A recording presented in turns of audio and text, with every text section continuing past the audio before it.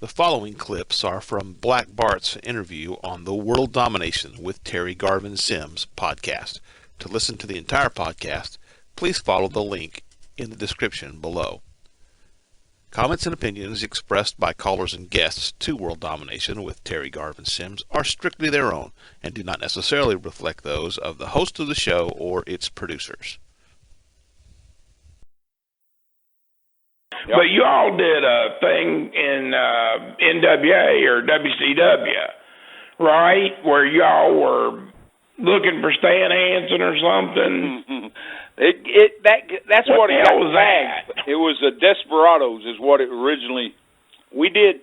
They rented. It's called the Ghost Town in the Sky. It's up in the Carolina mountains, and it is actually a western town at the top of a mountain, and they rented that town. It had for like 3 days, and it was like $175,000 a day or some ungodly amount of money that I could not believe.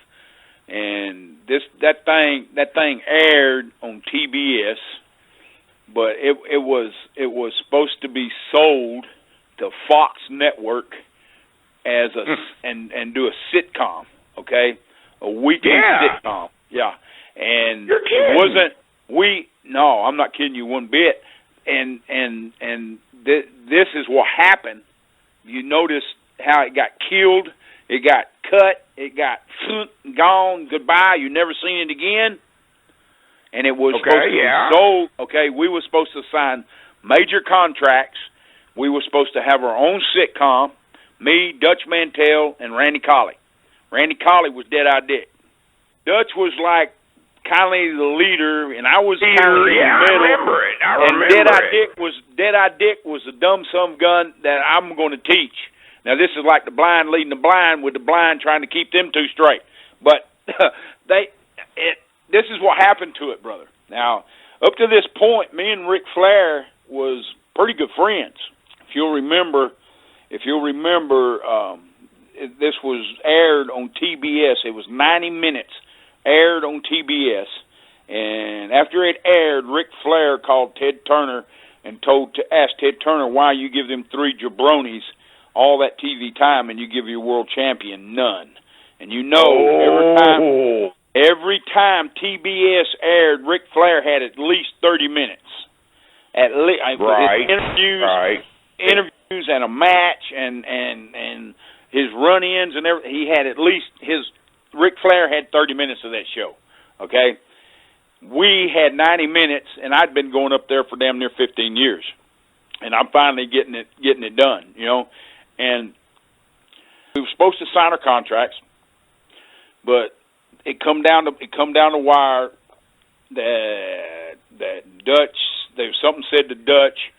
And he told him to pretty much stick it in his ass. If you know Dutch, you know what I'm talking about. And Randy had his gym and everything, and he pretty much said, it's worth more than that. Scratch, just piss on it. I ain't doing it. And it come to me, and I got wrestling. That's what I got. I got wrestling. I'll sign whatever you want to sign. Well, about a year later, that's when Crockett folded, and we all lost our jobs. I called him a no-good son of a plumber on an interview, and boy, that really pissed him off. Whose idea was that venue? Whose idea was doing that? Was that Dusty? Dusty. Okay. Dusty promoted. Right. Dusty was right there. He was promoting it. He was the promoter, not the promoter, producer. He was the producer and what's the other one? Director, producer of the Desperados. Let me do this. Let me play a little game with you, okay? I'm going to ask you some names of some people that most of them we both know, and give me a. Let's not give a great big long thing on it, but tell me tell me something about this person. All right. How about Glenn Denton? God Almighty. Good, very good friend of mine, beer drinker from hell, president of the Fish Club, and anybody knows anything about drinking in the Fish Club, you either sink or swim, and Lenny Denton always swims. That's a good one. That's what I'm looking for. That's what I'm looking for, man. That's gold. Okay, Ron Bass. Ronnie Bass, probably, I want to say the meanest son of a gun that I've ever met in my life. Really? Ornery, but in his own way, he's a sweetheart. Okay? Yeah. That's it. That's very honest. That's what I'm looking for, man. That's gold there. Yeah. Okay, Bill Watts. Bill Watts. You have to, with Bill Watts, you have to say promoter, owner. Old school type promoter. Now we're talking. I will say old I'm school. the living piss out of you, right? I will say, and you ain't going to believe this, but I thought he was a damn thief. I'm sorry. I did not like the guy. Really? Yeah. Really? Honest to God. Like on payday or pay-wise, you mean? Or pay-wise. Like because he would fine you for just to take your check? What? Explain that to me, please, and to our listeners. You make Jim Ross the next one, and that'll explain my saying Jim that. Ross. Tell me, Jim Ross.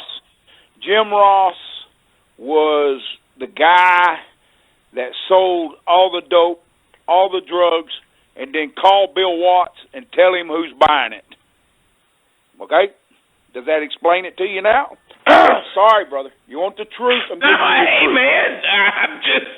Jim Ross is a no good line. Don't be sorry. Hell, you know, you're telling it how it is. I mean, this is the way he's never wrestled a day in his stinking life, and he's always wanted to, but never had the balls to do it.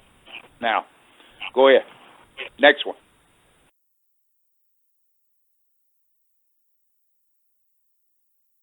I don't think none of them boys wanted to be a wrestler. Fritz made them wrestle, okay?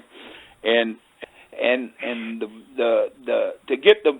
was talking about getting a Von Erich to sell. I love beat them half to death. They would sell, but you had to really run them over with a Mack truck, brother.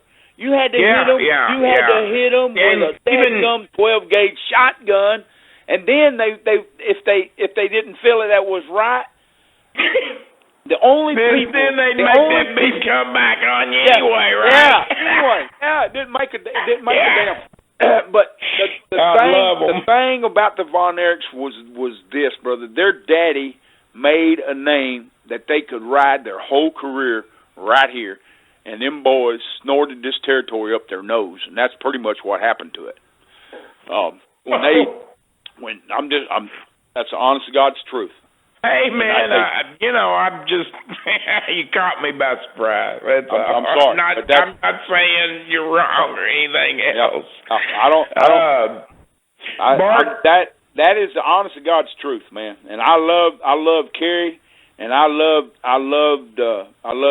David, and actually I loved them all because of what they come out of. They come out of Fritz's loins, brother, and they ain't a they can't deny that, okay? But I guarantee you, Fritz, if I believe if Fritz had known what was really going on, he would have killed himself trying to get rid of it. In the same breath, I'm going to say this. Fritz Barnerick put them boys in an early grave because he made them do something that they really didn't want to do. And that's the honest to God's truth. Percy Pringle was my manager in WCW for 2 or 3 years, 4 years, 5 years, whatever. But we was together.